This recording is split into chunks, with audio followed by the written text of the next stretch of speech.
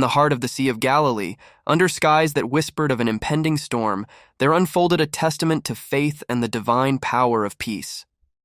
This is the story of how Jesus calmed the storm, a narrative that reassures us of his presence in the midst of our fears, offering solace and strength.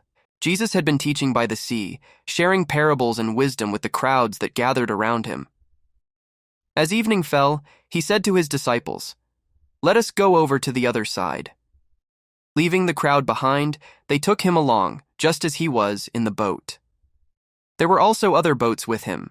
A furious squall came up, and the waves broke over the boat so that it was nearly swamped. The sea roared with all its might, as if to challenge the very heavens. The disciples, seasoned fishermen among them, knew the peril they were in. Fear gripped their hearts, for the storm was unlike any they had faced before. Jesus, however, was in the stern, sleeping on a cushion. In the midst of chaos, he found rest, a serene testament to his trust in the Father's will. The disciples, in their fear, woke him and said, "Teacher, don't you care if we drown?" Rising, Jesus faced the tempest. With a calm that echoed through the ages, he rebuked the wind and said to the waves, "Quiet! Be still!" And the wind ceased, and there was a great calm.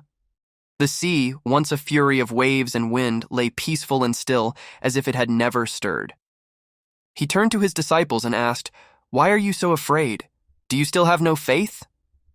They were filled with awe and wondered among themselves, "Who is this? Even the wind and the waves obey him." Tonight, as you lay down to rest, let this story envelop you in its peace.